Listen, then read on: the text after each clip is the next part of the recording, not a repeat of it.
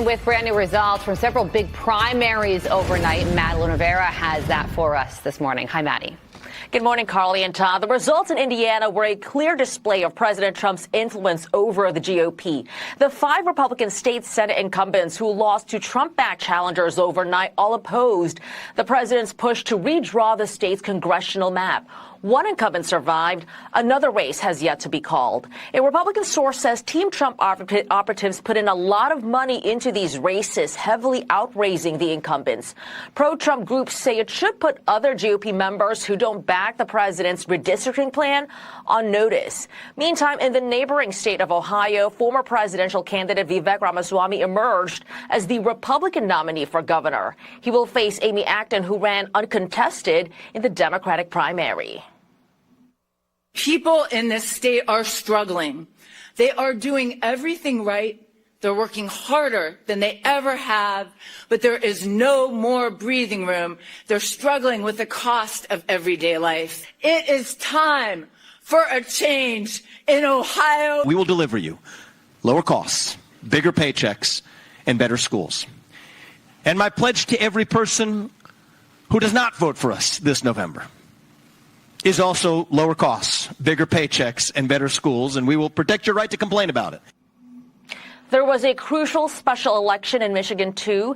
Chedrick Green won Michigan's 35th Senate district seat. His win means the Democratic majority will remain in the state Senate. Carly and Todd. All right, Madeline Rivera live for us in Washington. And Maddie, thank you.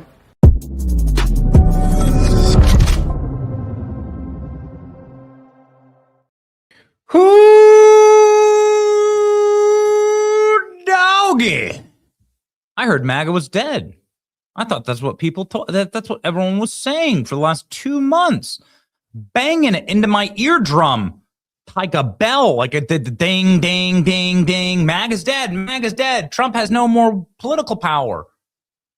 It's amazing what can happen when you actually expose the liars. And that is what we're going to do today on The Benny Show. Welcome back, ladies and gentlemen. Victory is what we seek. We want to win. And in order to win, you need to actually keep your own party in check. In fact, as it always has been, the real forces that we must fight are within our own ranks.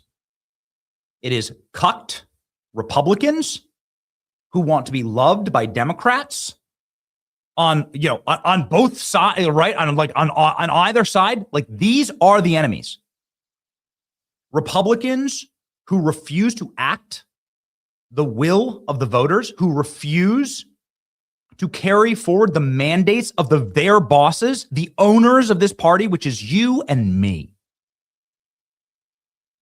And we are going to go scorched earth today against the sides of our party that wishes to cuddle with Democrats, that long for a slow demise of our republic, who are visiting upon us weakness when we, the base, have shown strength, who don't know how to win because they don't know how to be strong on anything. They don't know how to have a backbone. They don't know how to stand up. They want to just be loved by their enemies, which is a way of saying we just want to be defeated. And the Republican Party last night in Indiana, but also across the country, stood up and said, we ain't done yet. The MAGA movement is not done yet. And these Republicans who are complacent and willing to sell us out to people who want to kill our children. That seems crazy, Ben. Like, what do you mean kill the children? There's a guy in Virginia right now who just rigged all the maps in Virginia. His name's Jay Jones, and he's the top law enforcement in Virginia, the attorney general. And he said he wants to kill Republican children. He wants that as a policy. He wants to murder your children if you are a Republican so that you can't procreate. And then they want to make sure other children can't procreate ever again. They want to mutilate children. And I'm not gonna kumbaya with those people. You've lost me for a generation. You're not gonna get me cozying up or giving up territory or ground or political power to the side that wants to murder children through abortion or through just straight up killing them because of their blood guilt because their parents were Republican. They've said this. Or mutilate children. Another way that they can steal or kill your child from you. And, in many blue states, it's legal to take the children from the parents and mutilate them. California is a great example of this. This is the modern day Democrat Party. This is what they want. They also wanted to put us in concentration camps during COVID. I mean, they said that. They made that very clear in polling. And they made that very clear by policy. You remember the winter of misery and death that Joe Biden promised to visit upon all of us? Yeah, they were close. And so there's going to be no harmony with that side. And if you're a Republican and you're giving up political power to them, especially if you're in a Republican supermajority state, as most states are in this country, Republicans run 32 states in this nation, many of them by supermajorities, because people just can't get on board with race communism and child mutilation. And open borders are just not popular. In fact, most people call that out for what it is, which is satanic and demonic and evil. And it's not Christian to side with that. It is antithetical to your faith to make peace with evil. Do not make peace with evil. Destroy evil.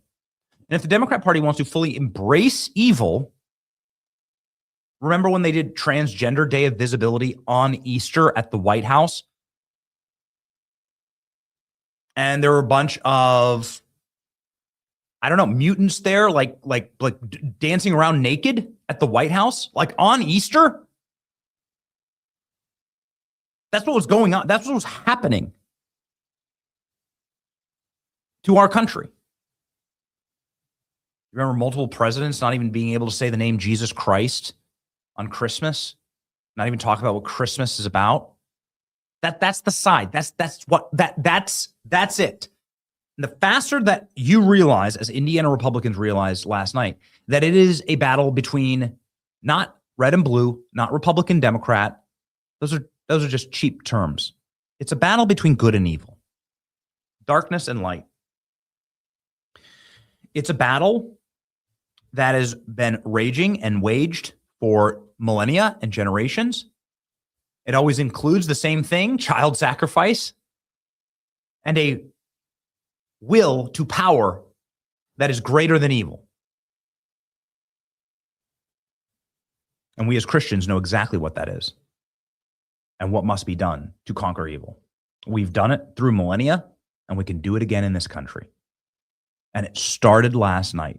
So no, I'm not going to say that Indiana should have blue districts. No, I'm not going to say, oh, well, the good old cheer and the good old fashioned Chamber of Commerce level, Mitt Romney, George Bush, John McCain, Mike Pence Republicans, where you go, oh, shucks, it's just the party of Bill Clinton. They act like Bill Clinton's president. Bill Clinton's not president. You're not going to cut a tax deal with these people.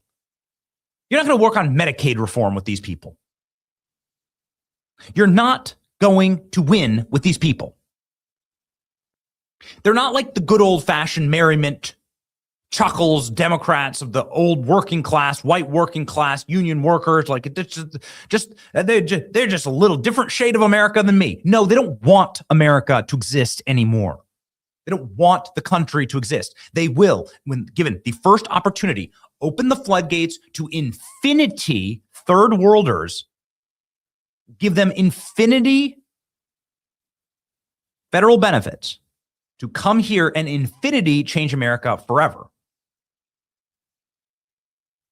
And they'll do it. They'll naturalize every single one of them.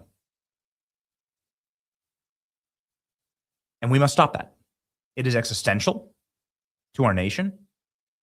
It is existential to Western civilization, Christendom. It is, to put it lightly, our spiritual battle to stand against this.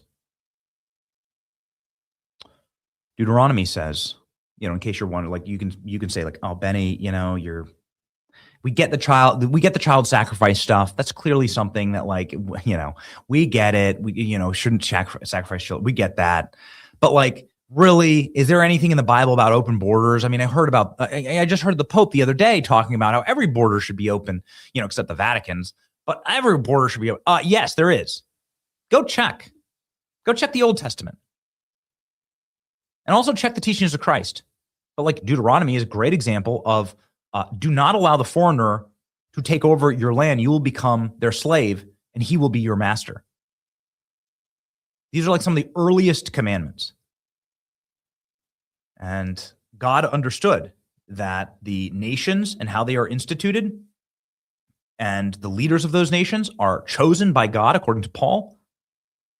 And the righteous leaders are chosen to wield a sword for the terror of evil men and the defense of good men. And that's what we must do as a movement. Ladies and gentlemen, we're thrilled about what happened. Today is Wednesday, May 6th, 2026. Trump-backed candidates take out GOP incumbents in Indiana. Peace deal imminent in Iran. Things are looking up. We have President Trump's top pollster joining us off the top of the show, John McLaughlin. Mark Lynch, who's running against Lindsey Graham in South Carolina, will be on the show. Martin Stutzman, congressman from Indiana, will join us from the heart, the beating red heart of the MAGA revolutionary movement. Pollster Rich Barris, along with Representative Wesley Hunt, maybe he'll make an endorsement in that critical Texas Senate race, joining the program. Caroline Wren, President Trump's top fundraiser, will also join the show. You are at the center, the nexus of energy, power, and force for the MAGA movement. Ladies and gentlemen, where do we get that energy and power? From our blackout coffee every single morning. We drink our blackout coffee straight into our veins. It sits here, sadly empty in the studio this morning because we have been pumped. I drink blackout coffee every single morning in order to power this program and to give me the power to fight the communists. Join the coffee club. This is the move, ladies and gentlemen. The coffee shows up right at your door automatically. You save money, you get free shipping. Go to blackoutcoffee.com/Benny. Use code Benny for 20% off your first order. That's blackoutcoffee.com/Benny. Join the coffee club today. Upgrade your mornings. Okay. I want to just rip through, and guys, keep me on time. I mean, we have a stacked show today. I want to rip through what happened last night. Bloodbath in Indiana because of this. All of the, as you well know now, all of the Indiana cuck Republicans got their asses kicked last night. And these are members of the Indiana Senate. This is what Indiana could have done. Indiana went to Trump by 20 points. Indiana is a red state. Let me show you how red Indiana is, because this map doesn't really do it justice. Look at this. This is what Indiana allows to happen. They allow for two blue districts out of 9. They allow 2 Democrats out of 9. You can't find a blue state in New England that does this for Republicans. Republicans are 40% of New England. These are not concessions that are ever given to any Republican in any blue state. Democrats have had a Paul Bunyan-sized thumb on the scale in every single state that they control. And everybody has seen it now. And we are sick of it. We're sick of the losing, but with grace, with principles, losing, heading into the concentration camps and the gulags with our principles intact. We're sick of that as a party. This is what Indiana could have done. They could have very easily done a 9-0 map. President Trump wanted them to do it. They spit in Trump's face. President Trump won Indiana by 60%. Kamala Harris couldn't even get 40% in the state, 39%. This is a bloodbath. Kamala Harris won 3 counties in Indiana. Look at this. Indiana Republicans give Democrats more congressional seats than Kamala won counties. You understand that? Do you understand how completely and totally cucked this all is? Look at this. This is the makeup of the Indiana state houses. 70% of the state house in Indiana is Republican. 80% of the state Senate is Republican. Yet state senators, by a massive margin, 20 state senators sided with Democrats, crossed the aisle to defy Trump, to spit in his face and the face of the base. Because all the base was asking for is fair maps. All we were asking for are maps that represent this win, ladies and gentlemen, President Trump. This is a state that should give 9 seats to Republicans in the House. We shouldn't be giving concessions to Democrats in these states because we feel bad or white guilt or whatever. Because Mike Pence told us to. Because the Chamber of Commerce told us to. No.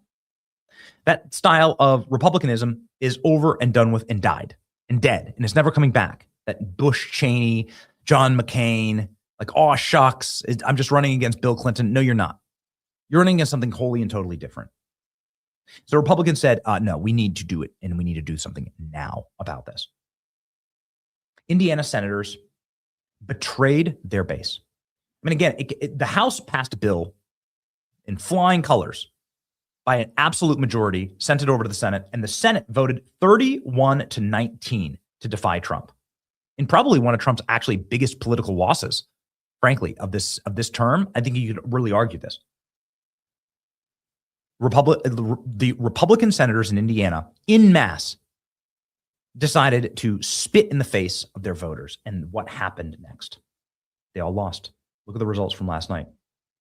President Trump and his team, Turning Point Action, Scott Pressler and his team, and a number of other important groups that are too many to name at this point, went through and engaged in a bloodbath, total metaphorical and electoral slaughterhouse.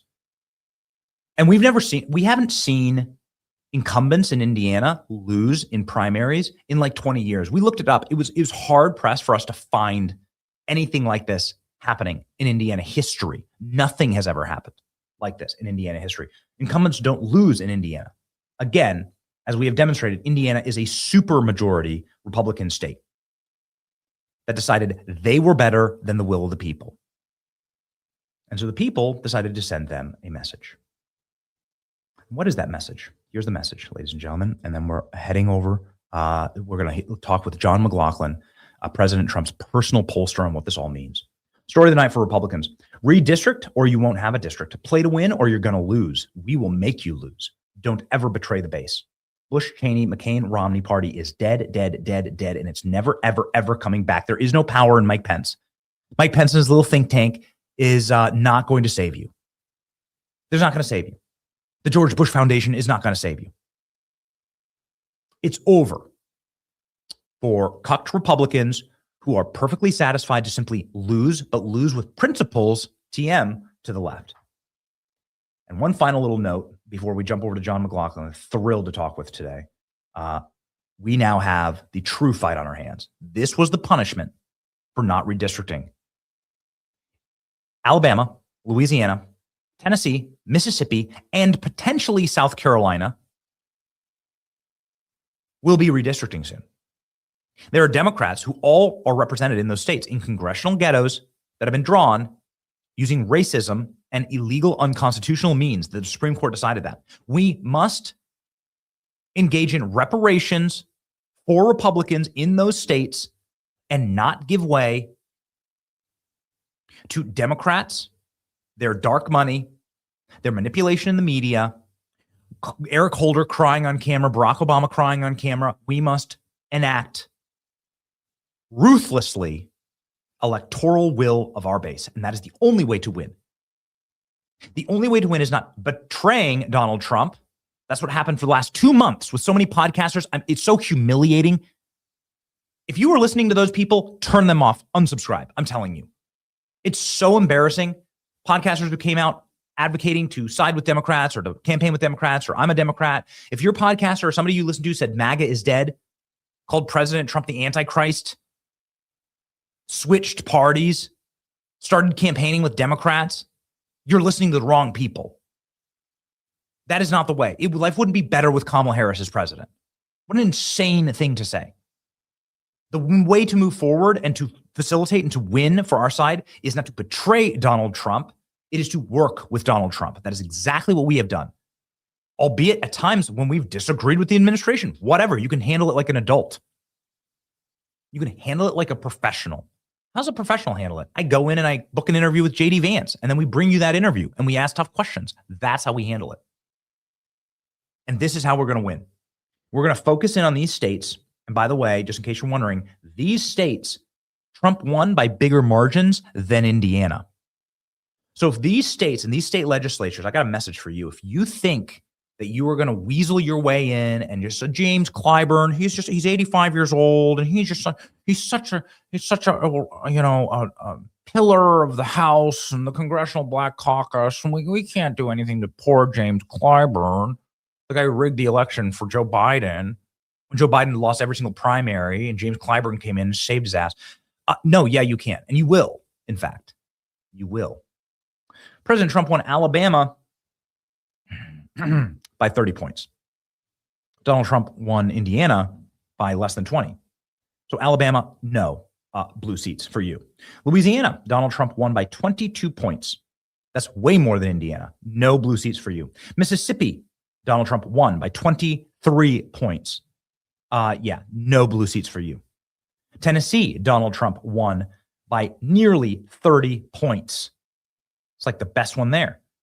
Yeah, no blue seat for Memphis. Sorry, we're done. And then South Carolina, get your act together. Ladies and gentlemen, this is the moment. This is the time. We are going to win. We're going to keep on winning because of you and because of the energy of this movement. And so much of that movement is facilitated by those who gave President Trump the correct data in all of this. The man who is Trump's personal pollster, John McLaughlin, joins the show live right now to talk us through what this all means.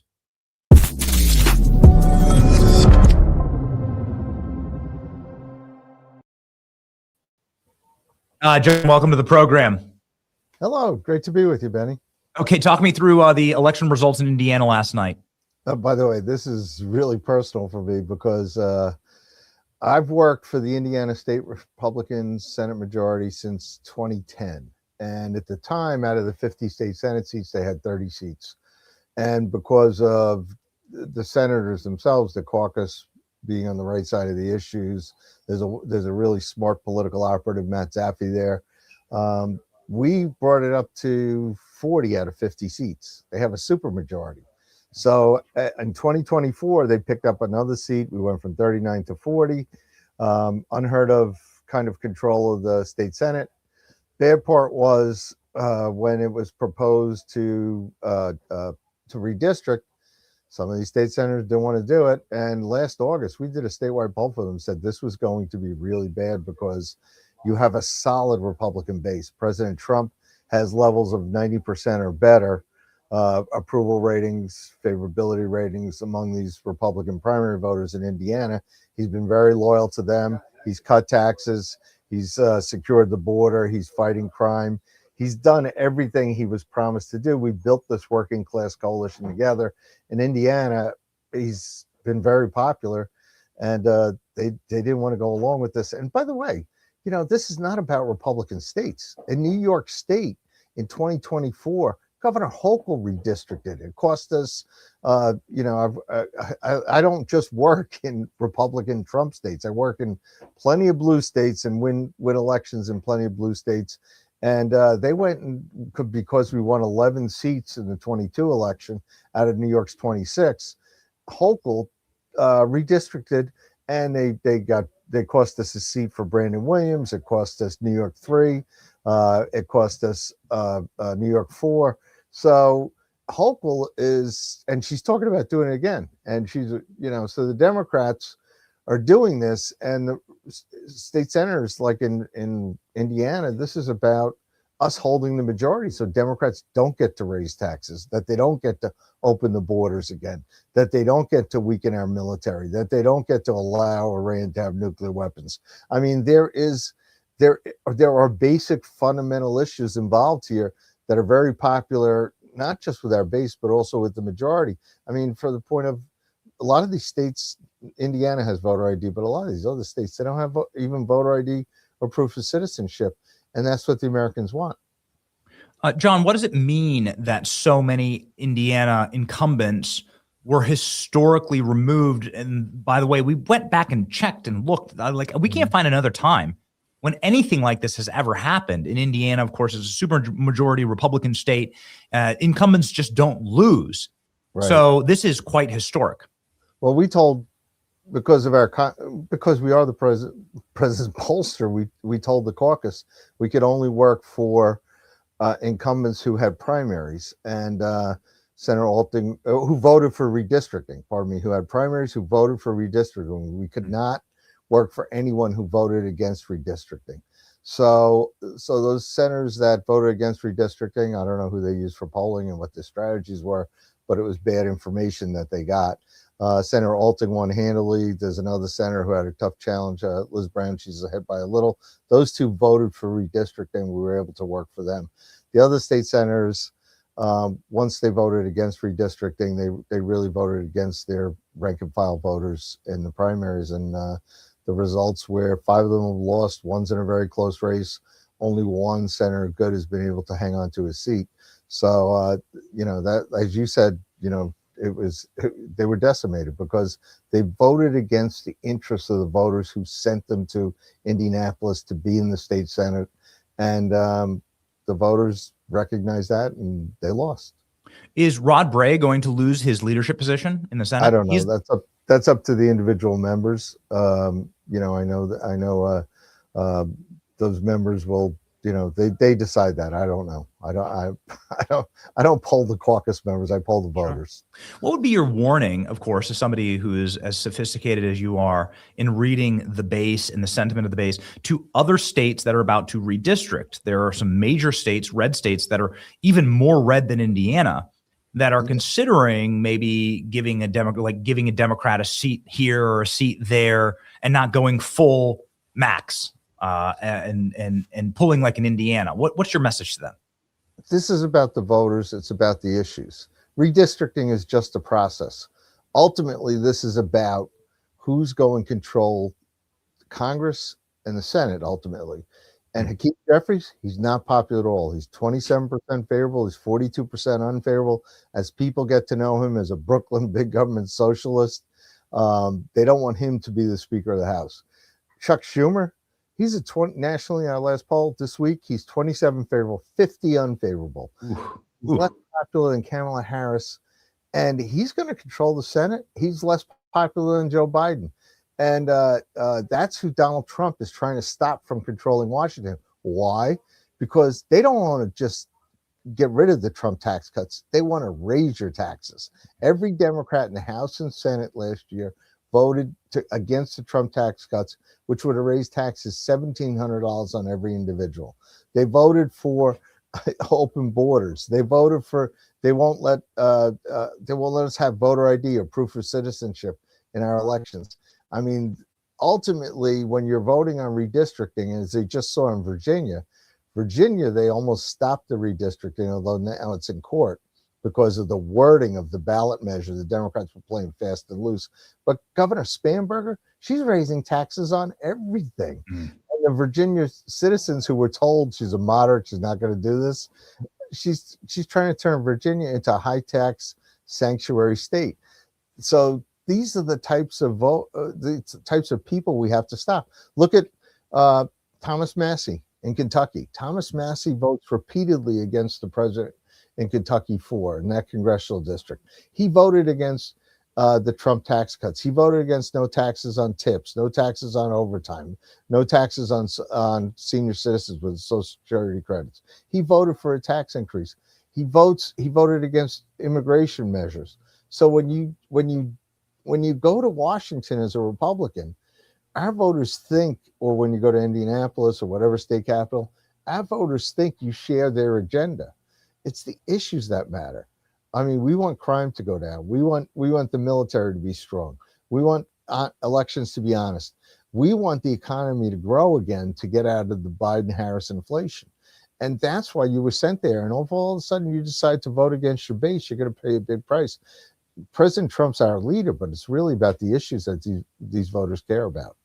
So, John, I know that you're up against a hard out. I want to be respectful of your time here, but I hope you don't mind a really quick couple follow-ups. So You're saying that Republicans in these states, these dark red states, should listen to their base and they should redistrict to the max for Republican advantage.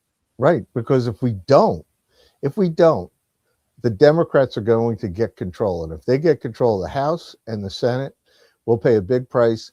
It'll be taxes will go up, inflation will be back. They'll weaken our military. You'll see Iran with a nuclear weapon. You'll see in New York City, the city council voted a couple of years ago to allow non-citizens to vote. That's illegal immigrants. Fortunately, it was thrown out by a court, but that would take off all over the country. The Democrats will suspend the filibuster. They'll make Washington D.C. a state. They'll stack the Supreme Court. I mean, there's a lot at stake in this election, that if we lose control of the House, or God forbid lose control of the Senate, the Trump agenda will be ended. And the Trump agenda is really the agenda of the working class Americans across our country who've been exploited by Washington for years. Yes. And Donald Trump's been our leader. He stopped them. He stood up for working Americans. And if we're asleep at the switch and we don't come out in November, the Democrats will be back in control, and it will be business as usual for the Washington political class, and it'll be a tragic day for America. So there's a lot at stake here. Just very quickly, John, the midterms. Give me your over/under. What are you seeing out there? What do you see? We heard some big announcements this morning about Trump ending the war in Iran, refocusing domestically. Give me your crystal ball, please. Well, when you look at the election coming up in November, we have we post a national survey. Go to McLaughlinonline.com, and in that, Trump had a 49% job approval, 46 disapprove. It's not like the fake polls like the Washington Post, where they put out a poll. You know how many Trump voters they had in their poll of over 2,000 adults? 29%. We got 50, and they put out a poll. They had 41% of all voters didn't vote in the presidential election, but it's in a poll about the midterms in the Washington Post. And but when you look at our real polls, he has a 49 approval, 46 disapprove. We've got to get that higher. But in the meantime, the Republicans for Congress are losing by 4 points. So there's a gap between Trump's approval and Republicans running the generic ballot for Congress. We have to close that gap, and you have to do it on issues. And we have to play offense against the Democrats. They want to raise taxes. They want to open borders. They want to have higher crime. They want to release criminals. They want to weaken our military. There's so many issues. They want dishonest elections. We have to play offense to hold the House and hold the Senate. And the sooner. By the way, there's a question we have in this where we ask them, do you want to protect the filibuster, or do you want to pass voter ID and proof of citizenship for the elections? They told us, 56% told us that they want voter ID. It's more important to have voter ID and proof of citizenship than protecting the filibuster. 2-1. It's 56-28. So critical. We actually have that polling right here. We'll pop it on screen. John, we thank you for your generous time. We really hope that you'll be back. We love your work. The McLaughlin Group, and the polling is just choice. This is why President Trump trusts John and his team. And we just want to say thank you. You can follow John right here. Here's the polling that he's talking about right here when it comes to filibuster and protecting elections.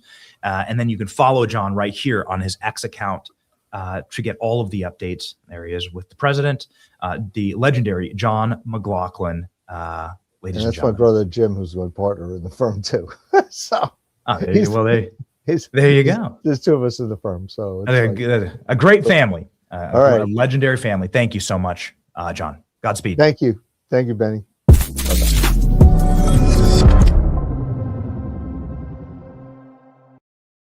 All right, ladies and gentlemen, a little hot under the collar, they say this morning. I'm just jamming. I'm just ready. I'm just ready to rip. I'm so excited about what's going on and the energy and the movement. And the reason why I'm excited is like having a big bet that pays off. That's all. Like, we didn't turn on the president. We didn't betray the president. I didn't light my MAGA hat on fire. I didn't light myself on fire. We didn't have any humiliating public crash outs. We called balls and strikes, and we stayed solid because we understood the enemy that we were fighting. So many others didn't, and we are very proud, and we're proud to be a representative of this movement and to fight with you, ladies and gentlemen. Cashing in. Rumble Wallet is a way that you can do that. You could start a Rumble Wallet today if you are dabbling in the crypto space, Bitcoin, stable coins, Tether, or gold-backed stable coins. Either way, you can connect to your Rumble Wallet. You can tip creators. It's a great way to have a secure capacity to ensure that free speech lives on and is supported by you and me. Free speech is the only way that we will continue to win, and we're very much thankful for our Rumble audience. If you are watching on that platform right now, click the link in the description and search Rumble Wallet on the App Store. Download Rumble Wallet today. Move your assets to where they belong, in your hands, in your control. Rumble Wallet is the technology provider, not a custodial service. You can see the terms at wallet.rumble.com. All right, ladies and gentlemen, moving on right along here to somebody that I'm really excited to speak with, somebody who's running against Lindsey Graham for Senate in South Carolina. The great Mark Lynch joins our program live right now.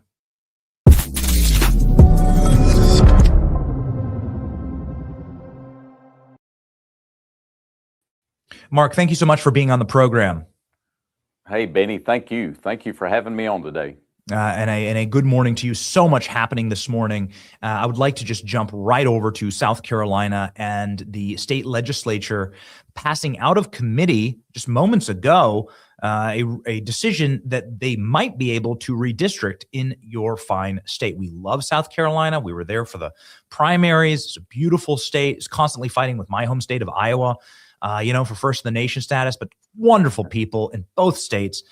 Your take, sir, on whether South Carolina should move to eliminate Jim Clyburn's seat and a racially gerrymandered seat that has now been found unconstitutional. Yes, it's about time. He's held that seat for so long, and with the redistricting, we can get a racial segregation discrimination thing finished and bust that up and have fair elections again and get him out. Yes. He's been a bit of a thorn in the paw of South Carolina. I always wonder when I travel the state because I see nothing but Trump signs.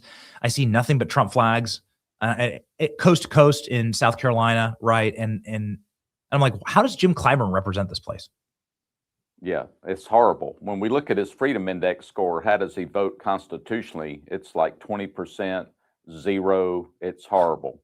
He's betraying South Carolinians and the Democrat party that believe in him, and he's had the advantage of a biased base in his district forever. It's like 100% racist Democrats that vote for him, so it's hard. We can't get him out unless we redistrict. And so what would be your message to the South Carolina Republicans in the legislature, the Senate, the House, the governor, McMaster, on the heels of what happened in Indiana last night? Well, I haven't seen that news this morning. We've been busy doing some other stuff, but I know a lot of the Trump endorsements won. Yes, sir. And so we've got to do that in South Carolina and try to work with Trump. And I hope our Senate and House will have the guts to do this and hold the line and vote correctly and get this redistricting done. And what do you say on behalf of the base in South Carolina, those Trump voters who delivered? I can't remember what the margin was. He was running against Nikki Haley, and everybody thought maybe it'd be closer, but it was another Trump blowout in South Carolina. South Carolina loves the president. They voted for Donald Trump by over 20 points in the 2024 election. Absolute landslide for South Carolina. What is your message on behalf of the base? Do the voters of South Carolina want this to happen, sir? Yes, I'm pretty sure they do. Absolutely. And it was embarrassing for Nikki Haley to keep spending all the money she spent when her polling was so low. Yes. Why she stayed in the race. It was just horrible for her donors that she did that, because it was very clear Trump was dominating again. South Carolina loves President Trump. Yes. ALX, can you get me that spread 2024 and the actual caucus? Because President Trump went there. It's one of my favorite MAGA rallies ever, actually, was in South Carolina for the president. And it was packed. It was an arena. I can't remember where it was. ALX, you were there with me. He's my executive producer. It was just, the energy was just incredible. It was such a beautiful week that we spent there in South Carolina. Another representative that doesn't make any sense to me is a man that you're running against. So as much as Jim Clyburn don't make no sense to me, Mark, neither does Lindsey Graham, because Lindsey Graham just doesn't seem to represent any of the interests of South Carolina in any conceivable way. And in fact, I don't really know how to explain this other than to show you the photo. During the government or DHS TSA shutdown, Lindsey Graham was pig-headed enough to wander around Disney with a princess wand, with a bubble wand. These are real photos of the senator, the man you're running against, just waving his bubble wand around Disney while gas is $4 a gallon for regular Americans, and regular Americans couldn't travel because TSA was defunded. It seems a really bad look. Oh yeah, he got hammered on that, and he should. He wasn't in D.C. working on things with the gas prices or anything like you said. Why is he down at Disney World with a bubble wand by himself, of all things? And South Carolinians have seen Lindsey's been AWOL. And then he makes a comment, we're going to come back to South Carolina and take your sons and daughters to the Mideast to fight in this war. No, you're not. You know, everybody's tired of Lindsey's warmongering, endless wars. They know that his biggest donors are Lockheed Martin and Boeing. They proved that in the last election in 2020. And we're tired of that. You know, everybody in South Carolina, even though Trump has endorsed Lindsey, we know that Trump knows how to win. He has a lean Senate majority. That's politics. And we break that word down a lot for people. Poly means many, and ticks are blood-sucking parasites. And that's what this game is sometimes. So Trump, with a lean Senate majority, endorsed him so that he could get his votes across the line, because Lindsey will normally pull one or two other Republican senators with him. So that's just good business for Trump. He knows he's smart. He's got to get it done. Yeah. But Lindsey's voting record, Benny, is 43% in the conservative realm. Lifetime voting record, 43%. His lifetime constitutional voting record is 57%. It's failing in all the scorecards that voters can look up and see how their U.S. senators doing. So it's time for him to be removed. He's betraying South Carolina, he's betraying America, and he stabs Trump in the back every chance he gets. It does make no sense to me why he's such a warmonger. I'm confused by it. I suppose you just elucidated for me. There's a huge Lockheed and Boeing presence in South Carolina. Obviously, a lot of manufacturing goes on there. So perhaps, is that partially it? Maybe. But I just can't square it. I want President Trump to win the war in Iran. I want America to win the war in Iran. I want the president to be victorious. But for us to be victorious, we have to win here at home. And to do that, you have to have domestic victories, like low gas prices, low grocery prices, home prices for Americans. And foreign wars are always unpopular with the American people, has always been that way. It will always be that way. And so, yeah, I mean, perhaps since you're running against him, could you explain that to me, Mark? Like, why is Lindsey so obsessed with war and regime change? It's just evil is what we see. He has a bloodlust for war. He gets excited already thinking about the next war. And I'm sure it's based on the money that he receives from his donors, the military industrial complex companies in the world. So that's why he's in it. And it's just, he's been like that forever. That's his nickname, warmonger. And everybody's tired of it. It's time for us to, like Trump says, to end the war and bring our men and women home. Yeah. We did what we went to do, and we shut Iran off and stopped the options of uranium enriched nuclear bombs. And so it's time to get back home and do it, like he said. And I'm thankful Trump's the president. Other countries respect him. He'll do what he says. We've got a president that have guts. That's America first, and he does what it takes. Mark, do you think that there's any foreign money involved here? Like, it just seems like an irrational obsession with other nations and other places other than where you come from, right? Which is South Carolina, which in and of itself is a wonderful place to be from. There's plenty of reasons to care deeply about South Carolina and the lovely state that it is. But Lindsey Graham doesn't seem to do that. He seems to be obsessed with other places 5,000 miles, 6,000 miles away, regions that don't speak our language, regions that are totally and wholly foreign to us. Why is that? Is it a pathology? Is he getting paid? What do you think it is? I think he's getting paid. Absolutely, Benny. With Ukraine, Lindsey was going over there months ago about right. every other weekend. And we had receipts where he's, spending $400,000 a night for hotels and luxury dining and everything he was doing. And finally, Trump called him out because Lindsey Graham is a U.S. Senator for South Carolina. He's not Marco Rubio or Pete Hegseth, or he's not Donald Trump. So why is he over there helping keep the war going on with Zelensky while President Trump is having peace talks with Putin and Zelensky? It's very upsetting that he's fighting against the president on those issues and trying to keep the war escalating. I met a Ukrainian gentleman the other night at a presentation we did on this campaign, and he said, we've lost over 1 million men in the Ukraine, and you know how to take a country over? Kill all the men off, and you just walk in and take it. And it's just a shame that that continues on for what? And that's not an America first thing at all. We need to help end that war and stop funding all that with money we don't have, being $39 trillion in debt. We can't afford it. That's right. What does our Lord and Savior say? Blessed are the peacemakers. They'll be called the children of God. They'll inherit kingdom of heaven. And we want to be peacemakers. I think there's a role for a stern and steady hand, but there's no role for total and complete unbeknownst bloodlust. And I think that that's totally immoral and it's evil. And I thank you, Mark, for calling it evil. Good luck. Yes, when is the primary date? So we can remind our viewers? Our primary is June 9th.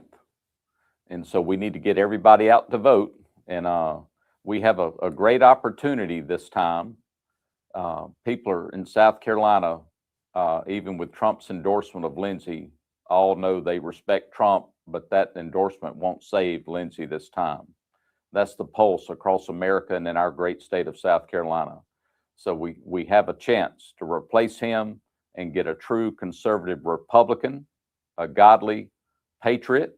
I'm an ordained deacon in our church, and we'll hold to biblical principles like our forefathers founded America on, and use that as our decision-making process to go through the Bible first with every decision, and then it's got to come through the Constitution next, so that we protect America's values that started this great nation.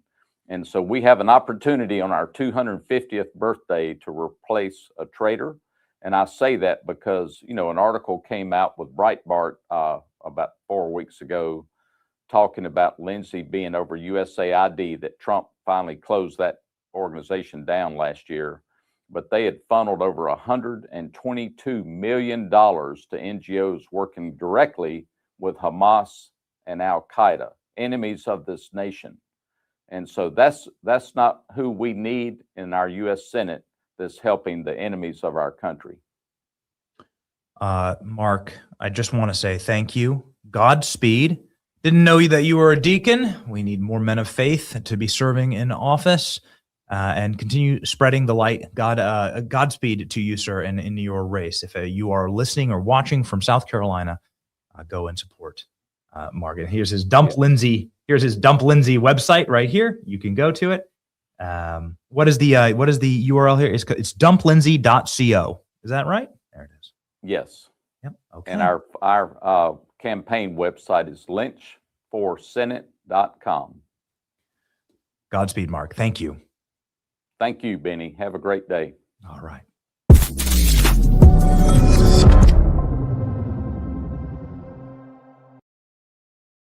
Ladies and gentlemen, soon on our program, the great Representative Marlin Stutzman will be here. He's joining us from Indiana. He's a congressman from Indiana. And we're to have him on. There's going to be a wild rest of the show. We have pollsters and fundraisers and Wesley Hunt, and we're just barely getting started. You should get started on your golden future, please, by getting out of debt. My friends at American Financing can help you do that. It's absolutely exhausting these days to keep up with all the financial news. There's ups and downs, crashes, big booms, busts. Things are going sideways, though, real fast. So if you have overwhelming credit card debt, this debt is like in the 20s and 30s for these credit card companies. It's weird to say this, but I agree with Bernie Sanders and President Trump that should be illegal. That's usury. It's immoral. It should stop.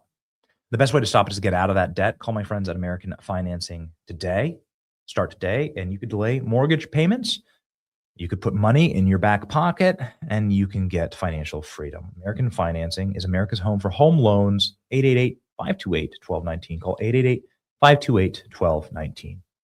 I just have to show you. What was. We haven't done, Klein, we haven't done this in a while. Hold on. What are we going to do? We're going to salt that lib. We haven't salted libs in such a long time on this program. And that's a total failure on my part. And I apologize for this. We have libs from CNN and from MSNBC. I don't know. They're called PMS now.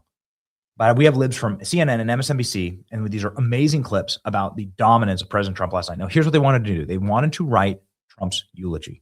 It's the perfect time for you to write, President Trump has no more political power. If all the Indiana cucks win, then the headlines write themselves. Trump has no more political power.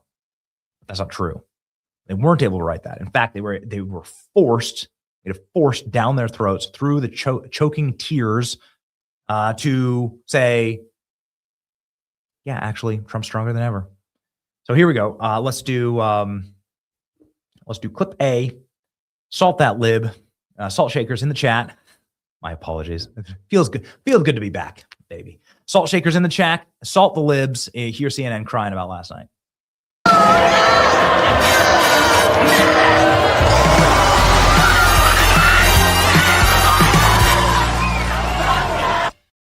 Senators who defied him and helped defeat his redistricting effort there last year. Let's get right to CNN's Jeff Zeleny for the latest on what you are hearing and where things stand right now. Well, John, President Trump has been seeking revenge, and tonight he is getting it. He has had a successful effort in at least 3 of the Indiana State Senate primary races, and one of the Trump challengers has failed. So right now the scorecard that the White House is watching very carefully is 3-1, and the Trump-backed candidates is leading in the other 2. What are we talking about here? Why are we talking about the Indiana State Senate? Because the senators, the Republicans who have served for nearly 20 years, each one of them who lost, voted against the president's redistricting plan last December. They said that they did not believe it was appropriate to redraw those maps. The White House has said, we are going to throw you out of office, and that is what is happening this evening. It was a dramatic campaign, millions of dollars spent, and the White House is winning this revenge war, if you will, tonight. Only one non-Trump backed challenger, Senator Greg Good, is holding on. His race was a bit peculiar. He was running against 2 people named Wilson, but he is holding on. So for the White House tonight, one bit of good news in this challenging midterm election year, John. Yeah. Somewhere a political strategist making their money tonight for putting 2 people named Wilson on the same ballot. Okay. Yeah. All right. Oh man. Guys are going to just absolutely love also this MSNBC clip. It's so choice, but directly from the Hoosier state. How long is this? Oh, it's just a couple of seconds. Here we go. All right, let's just play it. Just watch them melt down. What we got the salt flowing? Might as well just get it flowing. Just keep the salt flowing. Listen to them cry. We are projecting that Trevor DeVries, the challenger, backed by Donald Trump, to State Senator Dan Durnell, has won the primary in Indiana's 1st State Senate District. Durnell, one of the Republican incumbent state senators who voted against, who didn't vote for, he voted against the redistricting plan, the Trump-championed redistricting plan, ran afoul of the president, and now has lost his seat because of it. That is 1, 2, 3, 4, 5 now defeated state Senate Republicans in Indiana in their primary. Ladies and gentlemen, joining us from the deep red state of Indiana, you could call it MAGA country, is the great Congressman Marlin Stutzman.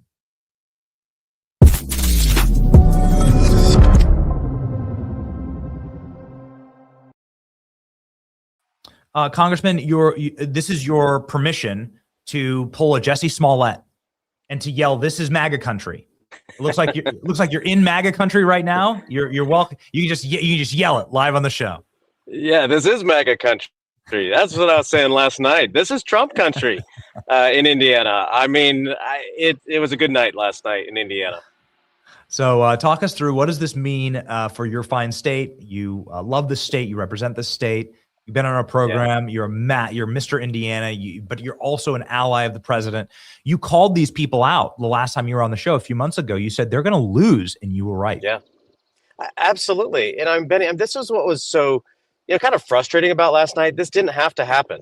We told these senators that this was going to be a problem. I mean, here you had, Texas, Missouri, and then of course now other states. North Carolina had already done redistricting. Florida's going to do it. Ohio's going to do it. And, it did pass in the House of Representatives in Indianapolis, but the senators all botched it up. And of course, the Senate pro tem, Rod Bray, he's the one that really is to blame for all this. All these senators that lost last night, they should be blaming him, or they can blame themselves because they should have stood up to him. And they said, well, we were listening to our constituents. Look at every state that it went to the ballot on in Democrat states. Democrats overwhelmingly voted to give the legislature the ability to redistrict.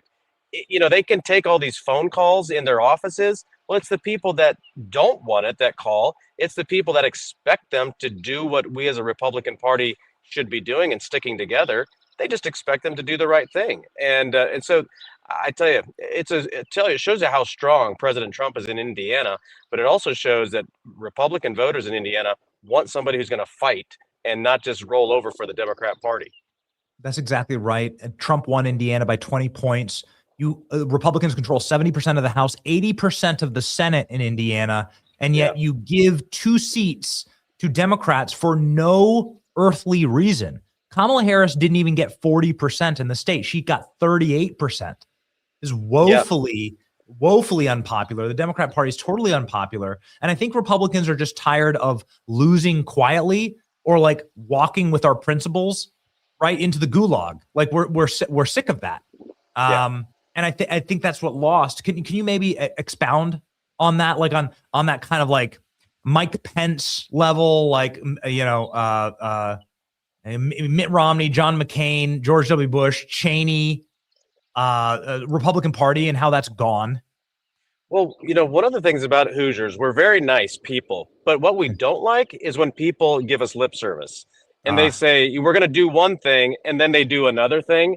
We don't like it. And you know what? We may not be the loudest and say, I'm voting against you. And this is, I heard this from some of the state senators through some folks that said, that they were feeling it on the ground.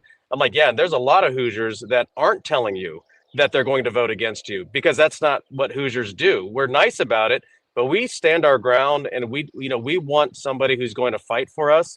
That's why President Trump is so popular here, because he's a man of action. Hoosiers are people of action. We may not be, the boisterous type coming from New York, but we are also ones that are very principled, and we're expecting people to do what they say they're going to do. And a lot of these senators, they missed it. And we tried to tell them, whether it was Senator Banks, whether, of course, it was Vice President J.D. Vance, who came and spoke to the Senate caucus and the House caucus. We said, look, guys, you don't want to be on the other side of this, not just because it's President Trump, but it's because we have to fight the Democrats. And President Trump, when he says he's got your back, he's got your back. If he says he's going to be against you, which he told him that he was going to be against them, they went ahead and voted against redistricting anyway. And I think it's ironic that the leftist media is saying this is a revenge tour. It's not. It's just simply, look, we're going to stick together as a Republican Party and fight the Democrat Party the way that they have been defeating us over the past several decades on redistricting. Yeah, I mean, really, it's just delivering for your base, and I just don't understand why that's such a foreign concept for Republicans. And maybe this is the moment, the shot across the bow that the party needed to say, no, we're serious. This is a very different Republican Party. We're going to demand results. We're not satisfied with just losing our nation quietly and politely. What does this mean for Mike Pence in the state of Indiana? This is a massive, devastating defeat for Pence, who I think was sort of a dark lord behind the scenes trying to manipulate the situation.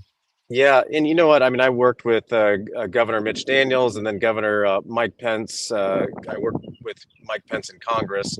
I had a deep respect for both of them. And I'll tell you what, Benny, if they would have been governor when George W. Bush was president and George W. Bush would have asked them to redistrict, they would have done the same thing.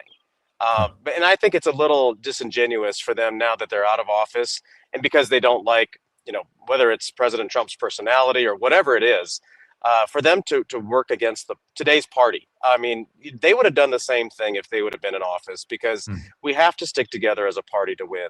And I'm disappointed. It's like, you know what, just don't say anything. That would be best. And they're losing popularity so quickly, even amongst Hoosiers. I represent part of the old Pence seat, and I'm surprised that Mike Pence decided to get involved. And you know what? I have a ton of respect for these people for their service in the past, but they need to realize that today's Democrat Party, it's not Grandpa and Grandma's Democrat Party. This is a party full of Marxists and socialists, and we have to fight whether we like the rules or not. This isn't, Benny, it's not a biblical issue. This is not a spiritual issue. This is not even a moral issue. This is a partisan issue. And Democrats are redrawing their maps in these other states, and they've been doing it, taking advantage of us. And finally, we have a fighter and that says, hey, let's do the same thing because this is the way the rules are, to be able to be competitive in Washington. And so other states are doing it. And that's what I'm a little baffled by, that these state senators didn't see other states. I was talking to Tim Moore, the former Speaker of the House in North Carolina, who did redistricting. He's like, it's not an issue. Hoosiers showed last night they expect their elected officials to stick with the party and fight for the president in our state if they can do it. So what does this mean for other states? What is the warning sign here, Congressman, for other states? Because you are potentially going to be in the minority in Congress if some of these Republican states don't redistrict. And these states like Alabama, Louisiana, Tennessee, South Carolina, Mississippi, Trump won them more than he won in Indiana, not to insult the fine Hoosier state, but Trump won those states. Trump won Alabama by 33 points, right? He won Tennessee by 31 points. I mean, these are truly historic and biblical landslide states. What would be your recommendation when it comes to redistricting? I think they should do it. I mean, again, if Massachusetts is 9-0 Democrat, if Virginia is 10-1 in favor of the Democrats, that's a 50-50 state. That's the way this is now playing. I mean, Illinois, I think they have 2 Republicans out of the 30-some seats they have. California, it's going to be 48-4 in California. I mean, this is we may not like it, but this is what it is. And if we want to fight for American values, for conservative values, to keep this country the great nation that it is and has been, when President Trump says, make America great again, this is part of that process. And so I would say to these states, you have to do it. We unfortunately won't be able to do it in time for the 2026 election here in Indiana, but I'll bet you those senators who voted against it, who are up for re-election in 2028, I bet you either they don't run, or they're going to they should elect a new state Senate leader as soon as they meet in the next couple of weeks, and go a different direction. But it's like, stick together as a team. If we as Republicans stick together, we can win in 2026. But if we divide ourselves and don't follow a strong leader, we're going to end up in the minority, I'm afraid. Yes, it does look like it's going to come down to a razor's edge and to who has the actual will to power to represent their base and their districts. We clearly want the South to do the right thing. That's why we're using Indiana. I'm sorry that it has to go this way, Congressman, but we're using Indiana as a scalp, right? That to pin up against the wall, and to say this is what happens, right, when you betray your voter base. And and we told them. I mean, Senator Banks and myself and others, we were like, guys, this is not a fight to fight. In fact, they would have been in a very good position to negotiate and to say, you know what, hey, we're willing to do this. We're not crazy about it, but we're willing to go out and what can we do to make Indiana a better place and put ourselves in a good position with the White House and with Congress. But they just made our job harder. That's what I told them. I'm like, you're making our job harder in DC. I don't think they understand, like you mentioned earlier, the super majorities. I don't think they understand the ideology that is on the other side of the aisle in in Washington. No. I mean, it's a little bit in Indiana out of some of the, like Indianapolis and Northwest Indiana, but they don't even have to work with them. This is razor close in Washington, and they should have understood that that's why we needed them to have our back, and we'll have theirs. They all think that they're running against Bill Clinton in 1993. Yeah. That's what they all think. They're all stuck. Everyone's stuck in 1993. Oh, we disagree on tax policy. That's not it, dude. No, they're child trafficking. They're human smuggling. They're gender and child mutilating. And the Attorney General of Virginia is straight up saying he wants to kill Republican children. That's what he said. Yeah, and he's right. The top law enforcement. His name is Jay Jones. He's top law enforcement. So this is it's fundamentally different. It is. And so I thank you for actually understanding what time it is. And we really hope that you guys are able to take part of Illinois in the greater Illinois. I mean, that should be the next thing for Indiana. Indiana. We actually passed that in the legislature. It's like, we're willing to take part of Illinois, but we didn't redistrict. It's like, come on, guys. Didn't redistrict. It's so unbelievably stupid. So, okay, in closing here, and I want everybody to follow the congressman. And are you on your own farm? Is this your farm? I have to. It is. Yeah, it is. We're getting ready to go work with some cattle. The birds chirping. It just reminds me of growing up in Iowa, man. I just get the itch. I can't wait to be back in the Midwest.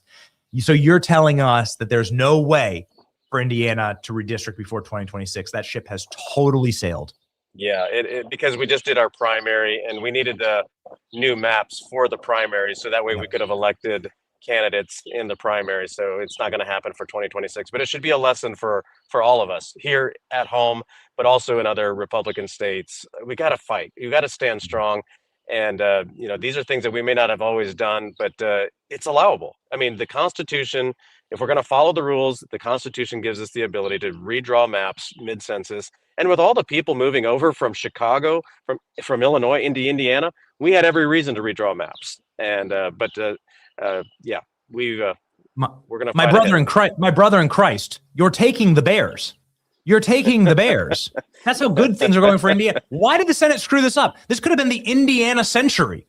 You're taking the Bears from Chicago. You just had to redistrict. Everyone would have won. Did a huge deal with the president. It would have been amazing. I don't know. Relocate the Pentagon to Indiana. Would have been awesome. They could have pulled something like that off. They really could have. Morons. Yeah. No, you're absolutely right. But we're going to fight ahead. We've got strong conservative leadership.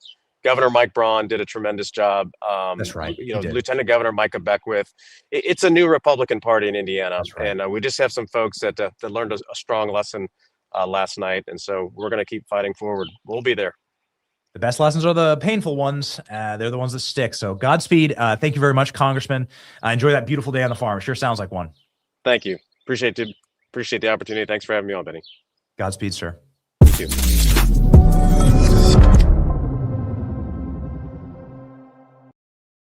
The congressman joining us from his farm, from his cell phone, which I believe is a Patriot Mobile device. I don't actually know. But Patriot Mobile has incredible service. We experience this all the time. We experienced this in Dallas, Texas, when we were at a rodeo, and there was a lot going on.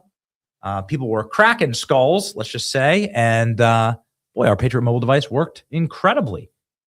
America is about to celebrate its 250th anniversary. Make sure that you are locked in with the mobile carrier that is the only Christian conservative wireless provider in the world. And they carry your freedom of speech proudly, as they do for us all around the country. Go to patriotmobile.com/Benny or call 972-PATRIOT. Use promo code Benny for a free month of service. Call patriotmobile.com/Benny. 972-PATRIOT. Make the switch today. Wesley Hunt. Ladies and gentlemen. Okay. Sorry, ladies. Sorry, we have massive. We have just still an incredible show lined up. Rich Barris, pollster, People's Pundit, on to talk about what this means and to literally scream the results at me. And I'm here for it. Let's go to Rich Barris.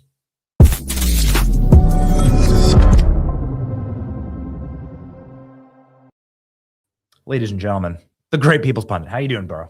Boom. Doing well, brother. It was a fun night last night. Thanks for having me on. Yeah, talk me through it, because you've been dooming on MAGA, and I can't stand it. I can't take it. So this is me extending my Christian olive branch to you and saying, okay, stop blackpilling, You lunatic.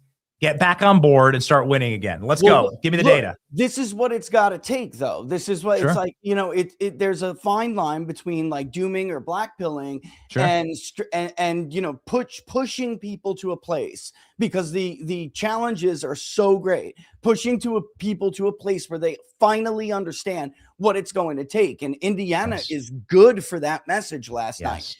Because look, Benny, I heard you say a couple of things. You're on track. I mean, people are absolutely just done with performative politics.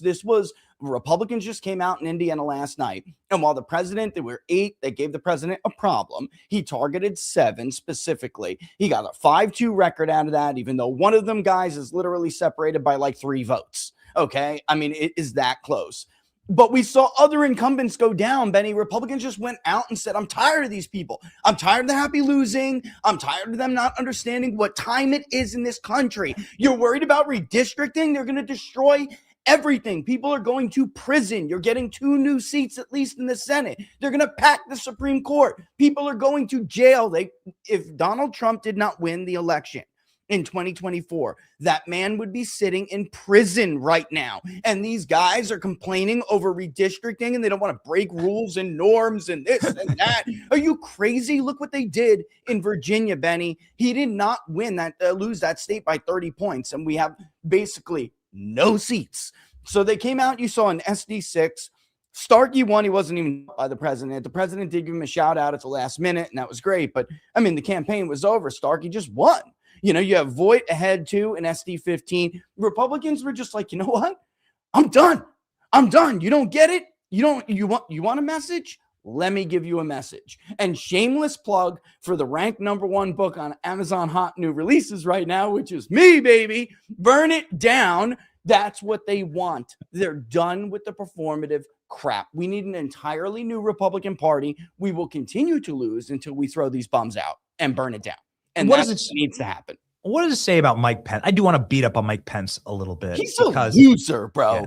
This is a guy, come on, man. This is a guy who didn't even have the balls in 2016 to endorse Donald Trump, even though he knew Donald Trump was the right guy for the time at that moment. But he told the wrong party line. He told the happy loser party line and endorsed Ted Cruz in some quasi endorsement in an interview where he was like, I think Trump is really saying what needs to be said, but I support Ted Cruz.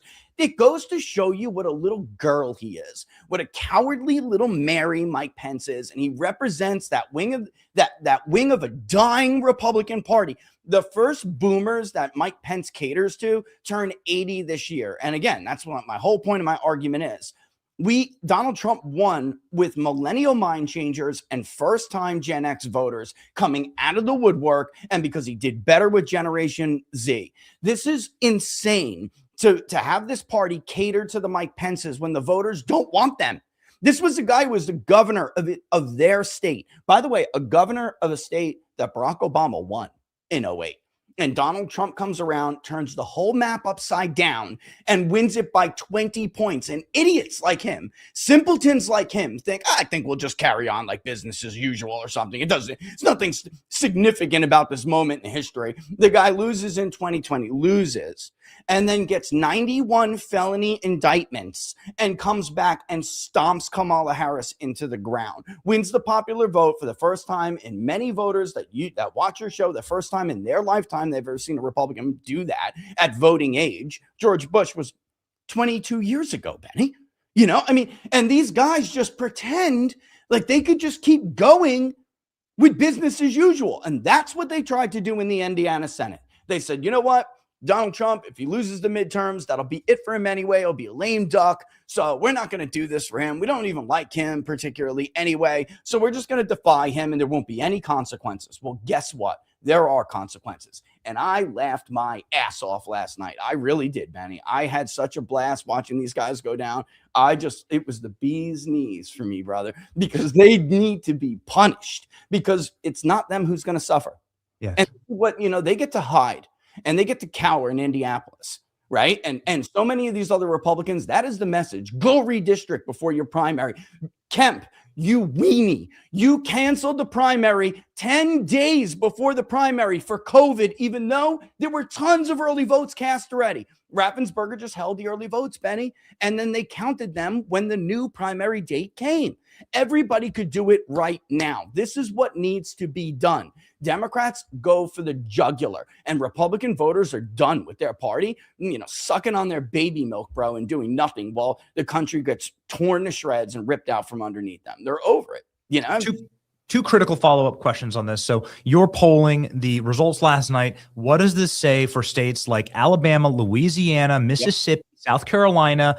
What does it say for states like Tennessee, where President Trump, I couldn't believe the margins that he had in Alabama, 33 points Trump wins. He wins Tennessee by 31 points. He won all of these states, which, by the way, have racial congressional ghettos that were drawn unconstitutionally. And now the state legislatures are like, oh, but shouldn't we be gentlemen and like let Benny Thompson or James Clyburn have another January 6th committee? You can already see it. You can already see the manipulation, the dark money, the Soros money, Barack Obama. How do we make it so toxic? How do we hang the sign at the edge of the town, right? How do we put the skeleton up, with the sign on him, metaphorically, that says, abandon all faith, right? Ye who will not redistrict. Well, listen, we need the president. I mean, there's just, as much as critical as I have been on, with him, look what he did in Indiana. We need him to be more forceful and to not be so willing to play ball with some of these guys who make him make him feel like he's their friend. Mr. President, if you lose the House and the Senate, you're going to be removed from office. All right. So the voters of Indiana did their job last night. Now it's our turn to make sure that their voice and the message they sent is heard loud and clear to all of these other people. This is huge, Benny, because big part of the reason why Democrats are steamrolling Republicans in our polling for November is because Republicans are depressed. Well, this is a way to have a clarion. We can all unite behind this clarion call, because if we get stomped in November, and this is what the leaders need to understand as well. You think you're going to be left untouched by this? You're sadly mistaken. The Supreme Court ruling could mean something, and we could make it mean something now. Or if we do nothing and we depress our voters, we depress our right-leaning independents, and we get killed in November, then the Supreme Court ruling will basically mean nothing. Because guess what happens when you lose the House or you lose the Senate? Guys, you think that doesn't touch the state legislatures? It does. Look what happened in Pennsylvania already. Look what happened in Virginia already. Look what happened in New Jersey already. We can't afford that. So we need to show our voters that we fight, and we fight all the time, and give them a reason to come back out and vote for you. Give them, if you defend them, they will defend you. That is literally the entire lesson of the Trump administration, the Trump era, the Trump phenomena. And in 2018, even though they lost the House because of the healthcare betrayal, in 2018, voters in Florida, in Indiana, in Tennessee, all across the country came out storming for that Senate vote to make sure that Donald Trump could not be removed from office. We need to recreate that kind of energy, Benny, or the reason I'm dooming is because I have never seen polling this bad. We need to turn this around. It's not a joke, and everyone needs to start realizing. I know everyone's like high on the Trump, we got 3 branches of government. Trump won in a landslide. Did you forget what it was like to have Democratic control? Did you forget what happens when Democrats control committees? Did we forget this? Come on, wake up. Time to go. And you can't play, patty cake, man. We control everything, and they're still mutilating children and killing us in the streets, right? They're still killing. You were a regular on Charlie's show. They're still killing Charlie, and we control all of it. So like, what's going to happen when they actually have the power? I mean, it's horrifying. So this is the final question I have for you, Rich, and you're the perfect guy to ask.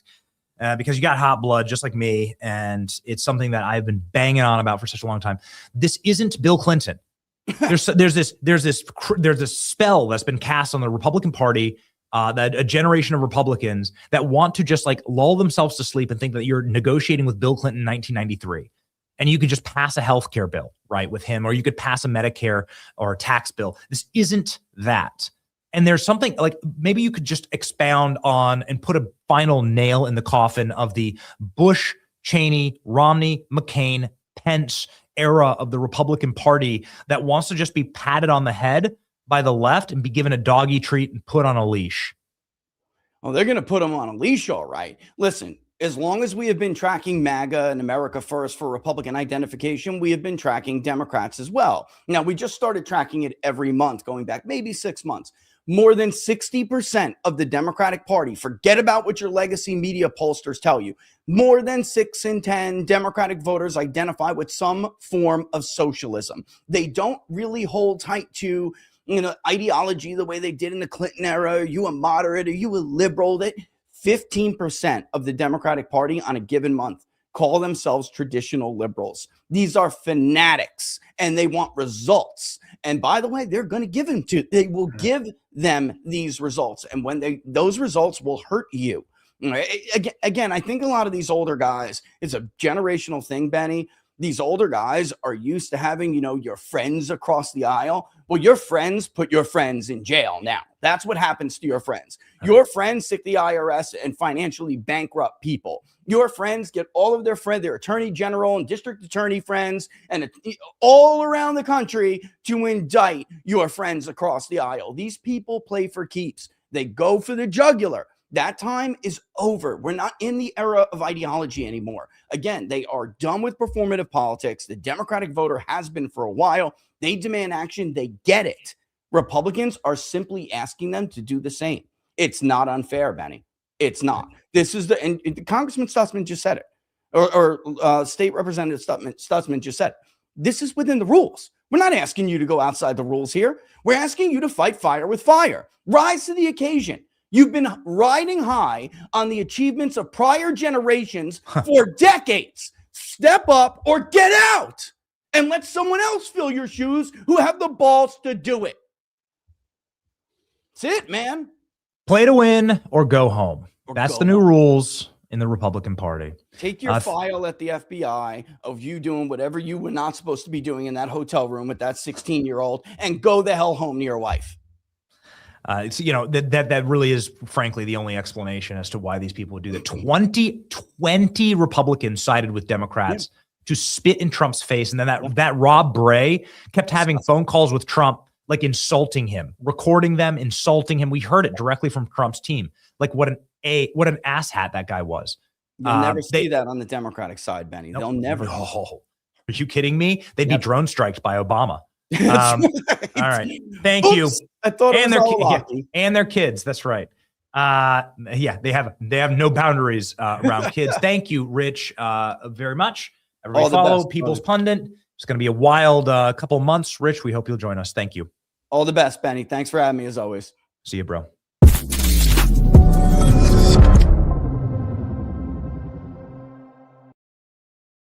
Ladies and gentlemen, we want to move along very quickly, and we apologize for like such a stacked show, but we don't apologize. We don't apologize. We freaking love it. Kara, our producer, has been booking her tail off, and she's booked somebody who's been a long time dear friend and ally of the program, a member of Congress that we just sincerely love. And he's always a beacon of truth, a beacon of clarity. He hails from the great state of Texas that did redistricting right. And the state just looks beautiful. It's ruby red. He is Congressman Wesley Hunt, fresh off of a commanding performance in the Republican primary in the Senate primary. And it's,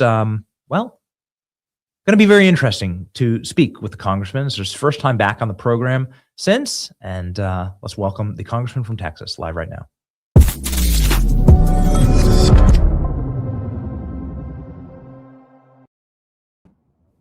Welcome back. How we doing, man? I'm doing good, brother. How about you, man? What's up? You got everyone's sitting pretty with a little extra energy. You always bring the energy, no matter what's happening on the show. But not everybody is gifted and blessed with your silver linings or optimism, Congressman. We live in the greatest country in the world, Benny. Every day in the morning, I wake up and I know it. As I've said on your show many a day, I'm somebody that's fought for this country. I'm somebody that flew combat missions in Baghdad and Apache. And when you do that, you wake up every single day, no matter how bad our days may seem in this country. On our worst day, this is the greatest country in the world. That's why you will always see a smile on my face. And for the rest of my years on this earth that God gives me, I will always wake up with American exceptionalism and optimism.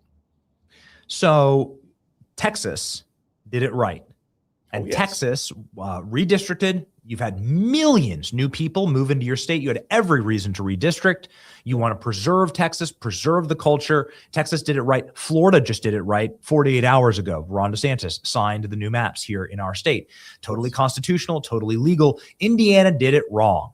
They got punished last night. I want to get your takeaway on this. Obviously, a man who knows your way around winning electorally.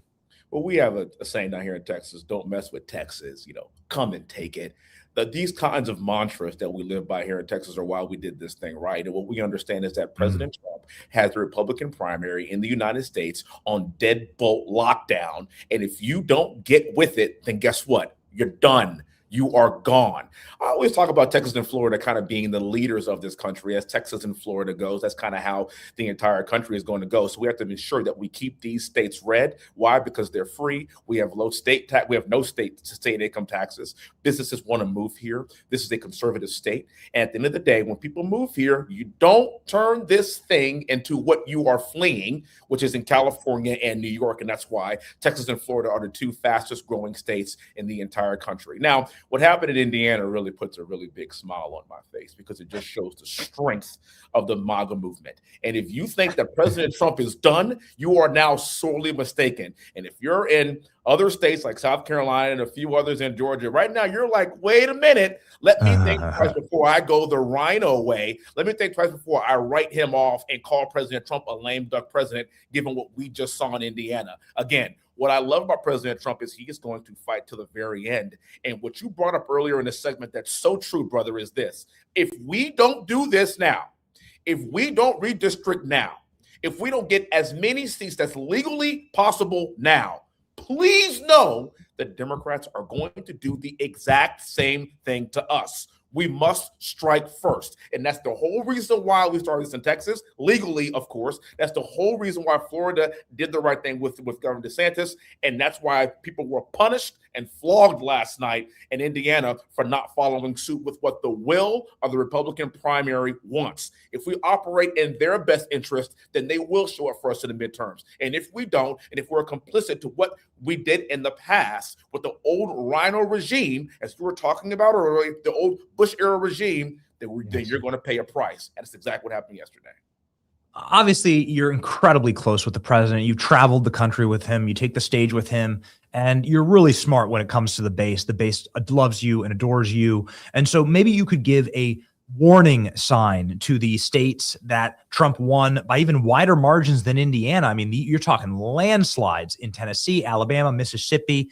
And you're talking landslides in South Carolina for President Trump. And those states are now hemming and hawing as to how many seats should we give Democrats? Should we, do the whole kumbaya, maybe I'll be welcomed on The View, if I give Democrats a bunch of seats. What's your message to them, Congressman? I spoke with the president not that long ago. Please. And, he wants to lead. He wants to be victorious in these midterms. Everybody is telling us we don't have a shot. We don't have a chance. We're going to lose the midterm. It's going to be terrible. It's going to be a bloodbath.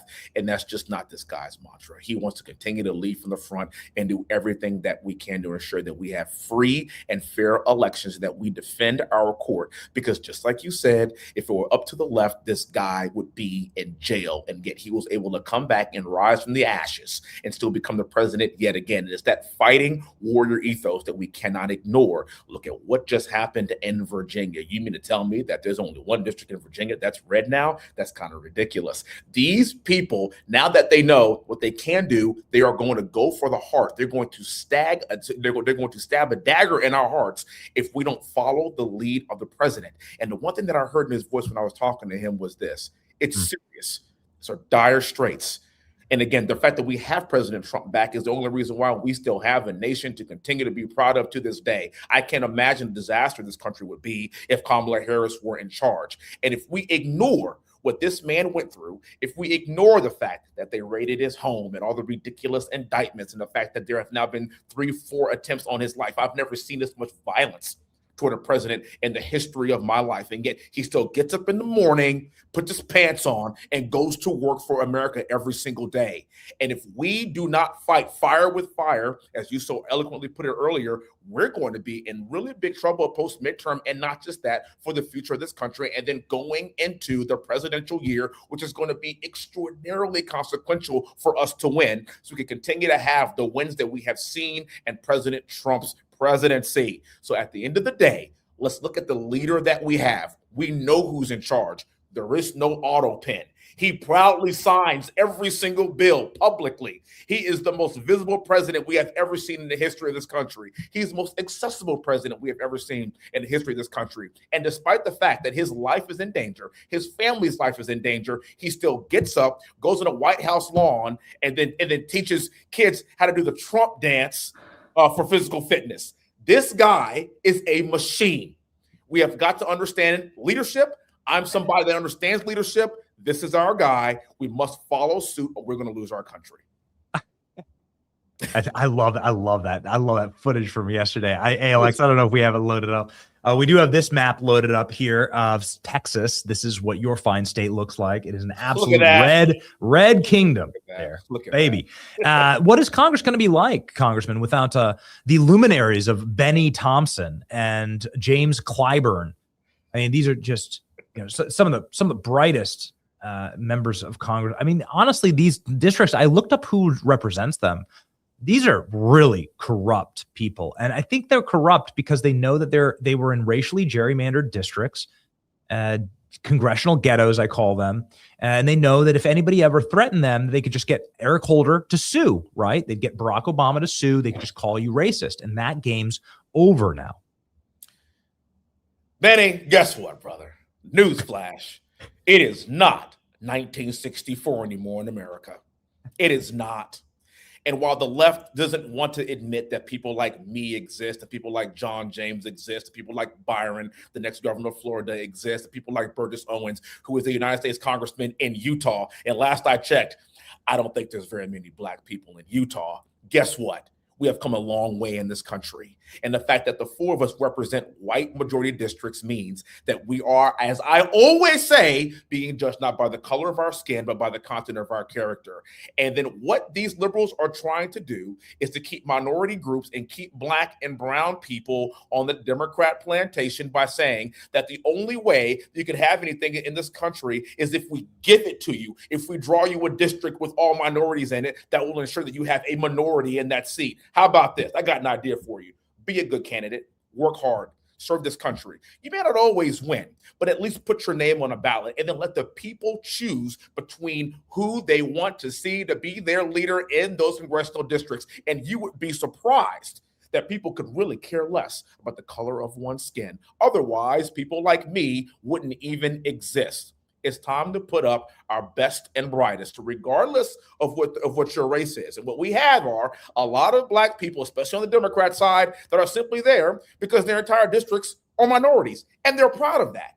And see, what I want to talk about is the progress that we have made from 1964 to 2026. And that's why I'm sitting right now in my congressional office, my big, beautiful congressional office that I'm going to miss next year dearly. And I love the people here, but they put me in this position and they elected me in a district that President Trump would have won by over 20 points handedly because they don't care about race. They don't care about the way you look.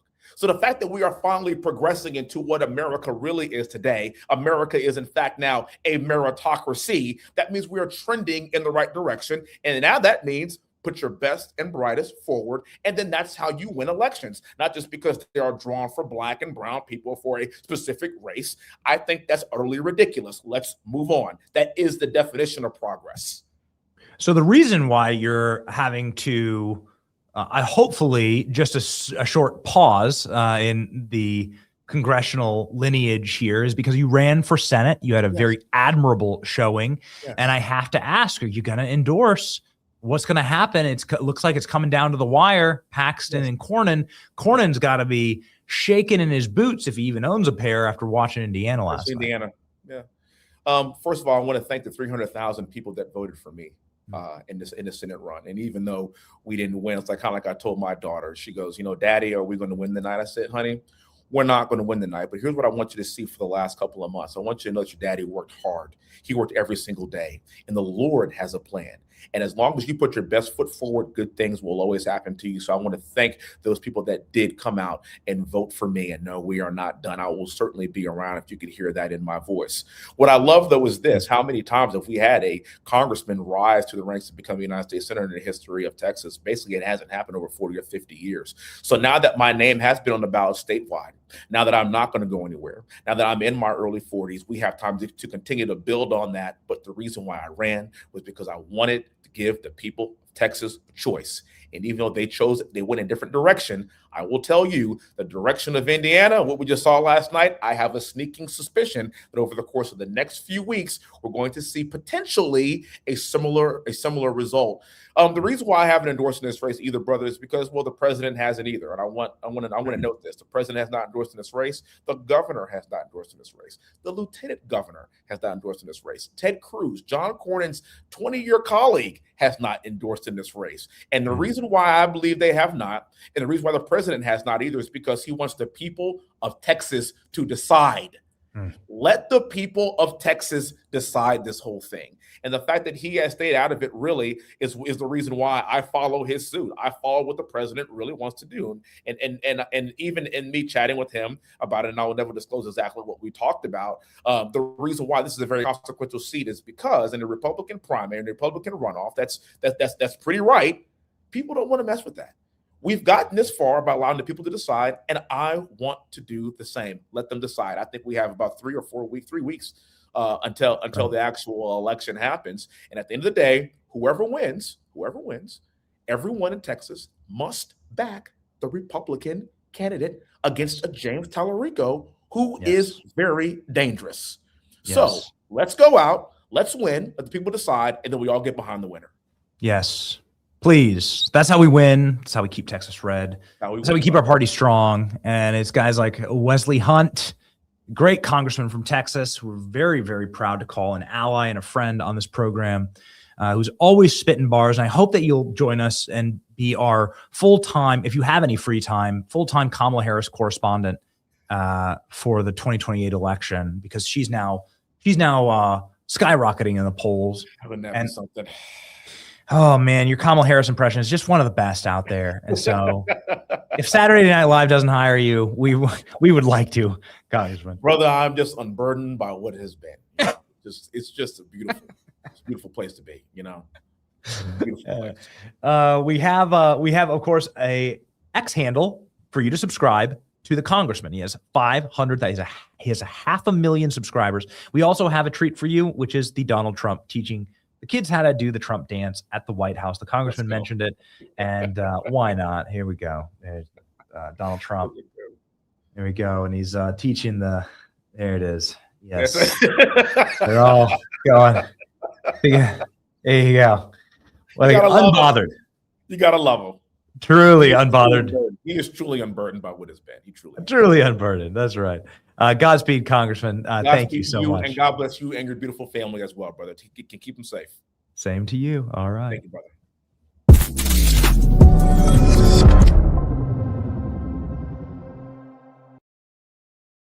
We're cooking today. You know, that's just how it goes. Yeah, we're cooking. We're cooking. We got a wonderful final guest for the program. Her name's Caroline Wren. She is President Trump's fundraiser. She fundraised with a great team that delivered for the president and knows so very much about the instinct of the president and his team and where and how they're deploying their resources to win and to get wins. Ladies and gentlemen, the wins that we want is for our golden era. Advantage Gold can deliver a golden era to you. You could diversify a little bit into precious metals, a great time to do it. There's a reason why every ensconce in the White House is coated in gold. And that is because it is a symbol of value for all time. Gold hit a skyrocketing record for dollars per ounce at the beginning of the year. Shows real strength in the asset. It dipped a little bit, and people are saying this is the dip to buy. Billionaires are buying. Central banks are buying. Nation states are buying. You should be buying. All you have to do is text Benny to 85545 right now. That's Benny to 85545 right now for Advantage Gold. The Dip ain't waiting. Text Benny to 85545. Golden era is here. Caroline Wren. Let's welcome her to the show. Let's go.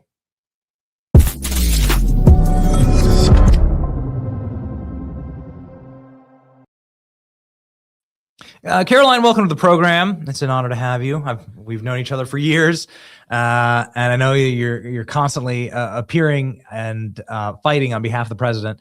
And I just love what you've been posting on X. You have been doom posting for RINO Republicans and putting real marks on the people who may feel like cucking out in our party. And so the floor is yours. What did we learn in Indiana, and what should happen moving forward? Thanks for having me on.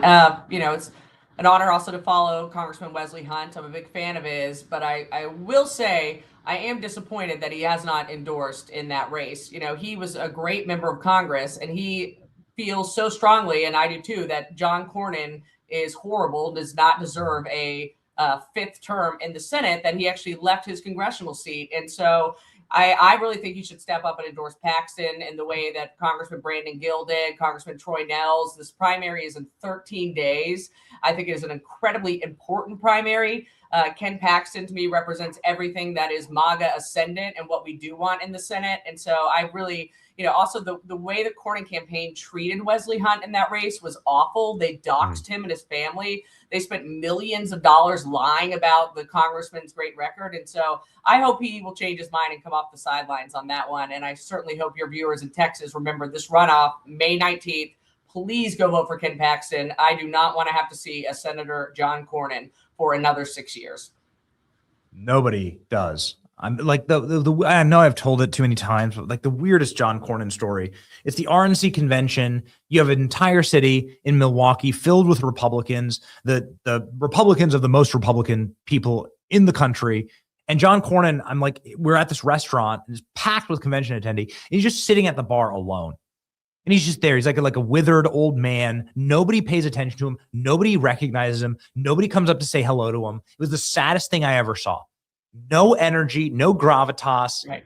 The Republican Party, it's not that they don't like, it's like they didn't even recognize him. And you're the senator from Texas. You've been in Congress. You've been in this role for like 40 years and nobody even knows who the hell you are. Like it's embarrassing, frankly. Do you remember when he got booed off stage at the Texas GOP convention? There was 10,000 Texans primary, and this is what Charlie went off at that moment on Cornyn. Just said, if you cannot even walk into a room like that without everyone booing you off stage, you don't deserve a seat. And that was a big video that we kept replaying of Charlie talking about this, because Charlie knew it's times like this that I miss Charlie so much, because you better believe Charlie would have been camped out in the Oval Office telling the president, do not endorse in this race. And if you do, it's got to be Ken Paxton. So what happens next in the South? You've been putting up some numbers.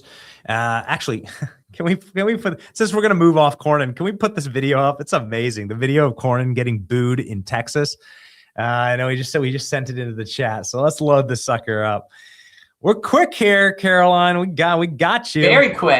Yeah. So here's Cornyn getting booed inside of Texas. This ain't like him speaking at some left-wing convention. This is a right-wing convention in the heart of Texas. Listen to this.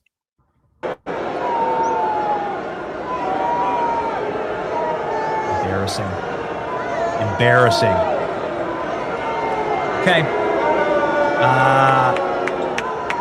This is what will happen to Indiana. This is what will happen to Mike Pence for the rest of his life.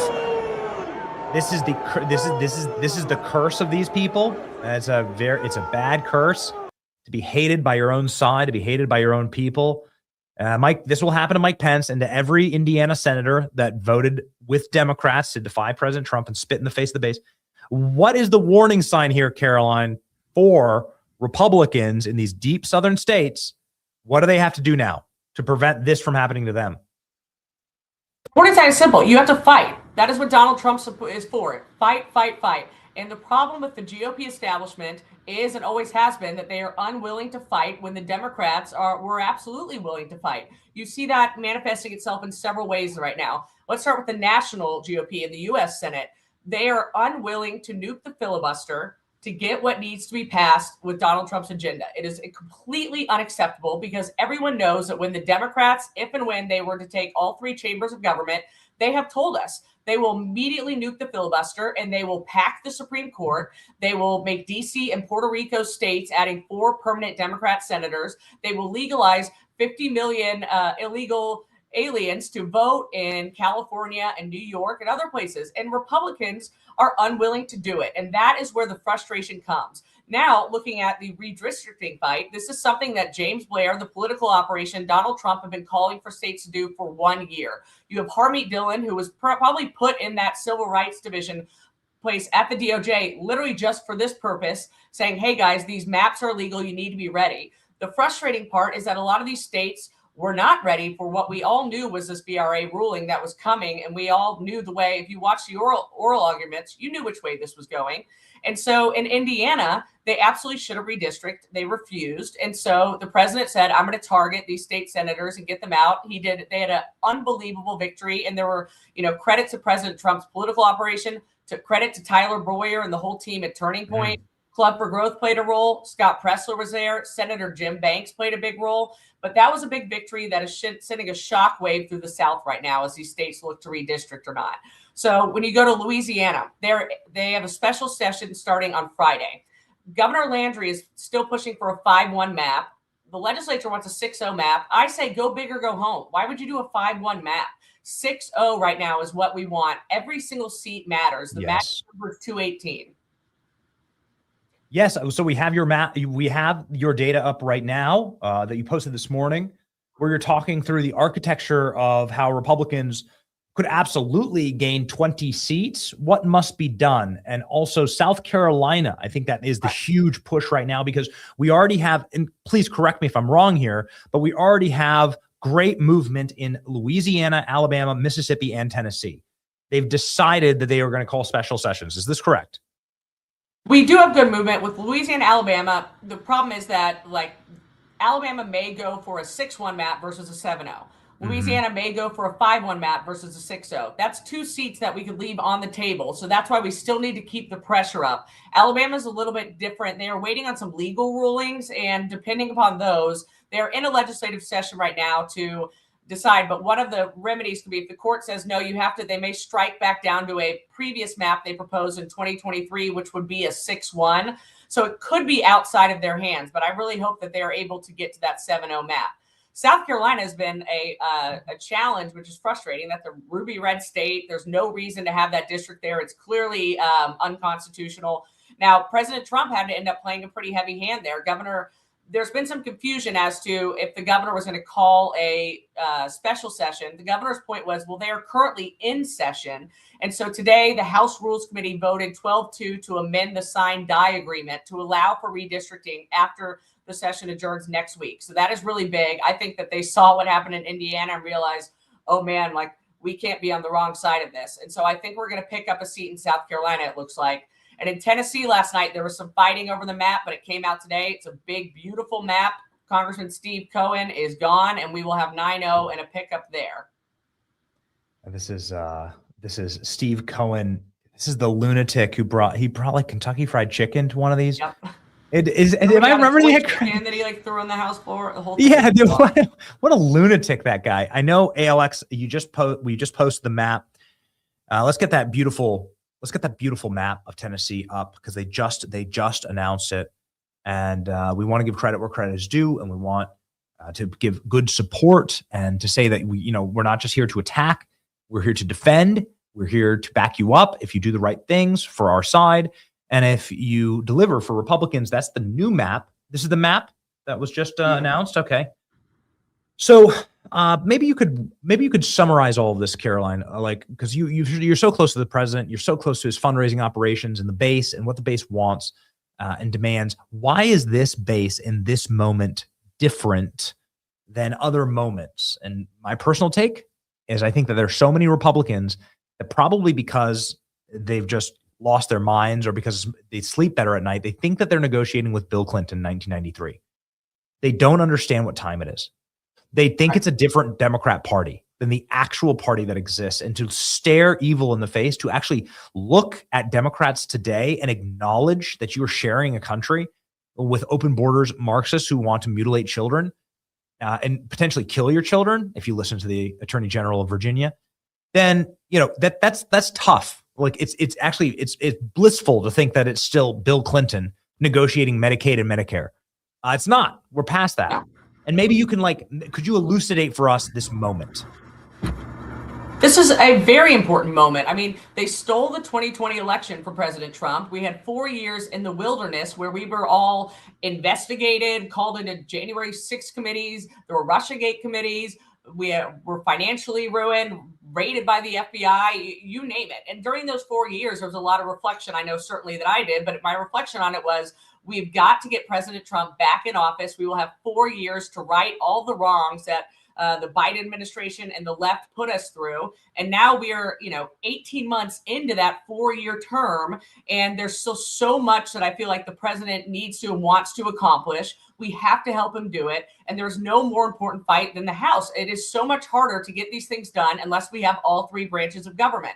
The Senate has got to stop blocking with this stupid filibuster rule and protecting the institution, and they need to protect our country and the president's agenda. And in the House, we need to fight for every single seat. When your party's in power and you go through a midterm election, historically, they do not go your way. We've been given a gift that, frankly, is a gift that we never should have even existed. But with the VRA ruling, it is a gift that we can go back to these maps and redraw. And we are very close to getting to that 218 number. And God forbid we wake up in November and we are down 1 seat with Speaker Hakeem Jeffries.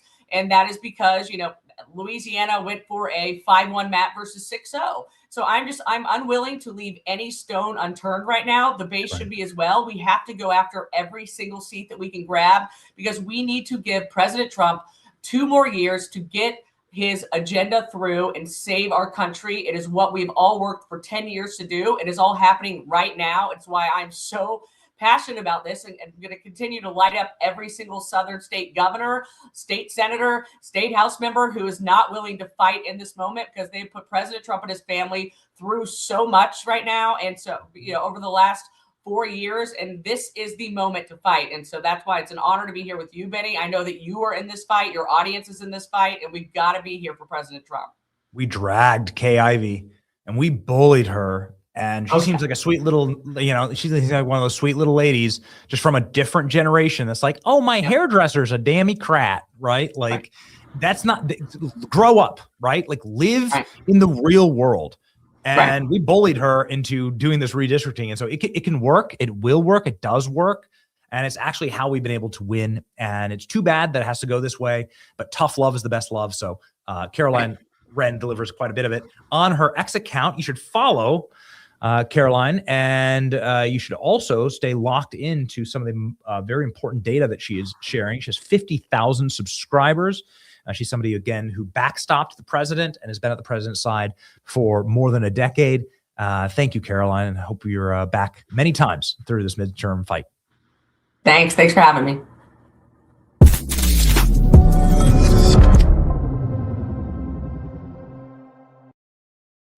What a wild and exciting day. Well done. Well, can we get a round of applause for Kara Kaplan, who is our booker? I said, let's roll. Let's just roll today. Let's just book everyone. Let's book everyone and everything, because we're feeling it. Listen, my takeaway is pretty simple. Pretty obvious. Siding with the Democrats against President Trump, you betray our party. You signal to me that you want my neighborhoods to become UN refugee camps and dangerous ghettos, that you want my children to grow up poor and without civil rights or human rights, which is what they want to do to all of us. You can see it. You can see it in how they treat Charlie, his widow, his children. You can see it in how they treat Republican children in Virginia. You signal to me that you want gender mutilation of innocent, sweet children, you are now siding against me on a spiritual level. And that elicits something different. It's not red versus blue. It's not Republican versus Democrat. It's good versus evil. It's darkness versus light. And when you align with and ally with darkness, and by the way, I take a step back here. This doesn't mean that President Trump is perfect. No man is perfect. I am not saying have blind and complete and total allegiance to any man. You should only have allegiance to Christ.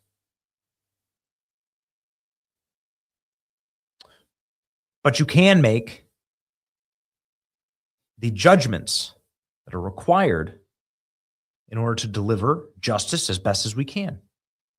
And that's what the RINOs received in Indiana, justice. And that is something that is moral. We are called to be part of that system. We are not called to make peace with evil. We're called to destroy evil. So let's get about doing that, ladies and gentlemen. The polls today, which party will win the Senate? Ooh, what an unbelievable poll here. Republicans back on top. Republicans now favored to win the Senate, but just a point, 2 points. But it's been a crisscross and a mismatch, and it's the reason why we have to keep fighting. It's going to be razor thin. We shouldn't be winning anything. That's just the way that it goes. Barack Obama lost, I think, 63 seats in his first midterm. The way that it goes is that the party in charge doesn't tend to win. But we're going to defy that. We're going to pray. We're going to stay locked in. We're going to know why we fight and who we are fighting. And we're going to win, ladies and gentlemen. We're going to win because God ain't done with America yet. We know that. Trump would have eaten a bullet in Butler if he was. So, ladies and gentlemen, let's stay locked in with our verse of the day. 1 Peter 3:8. Finally, all of you be like-minded, be sympathetic, love one another, and be compassionate and humble.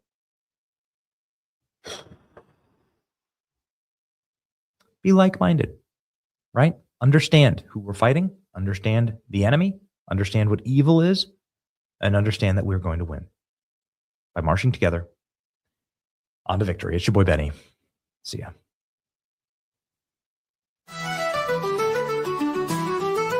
The biggest ships in the sea, all owned by the oldest kings, and their dying legacy, media dillweeds.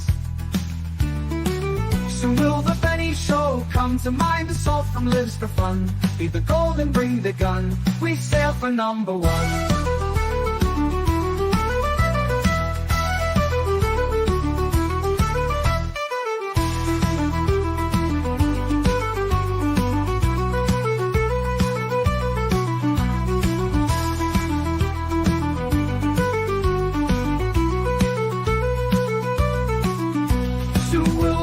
Show come to mind. The salt from lives for fun. Leave the gold and bring the gun. We sail for number one. The biggest ships in the sea, all owned by the oldest kings.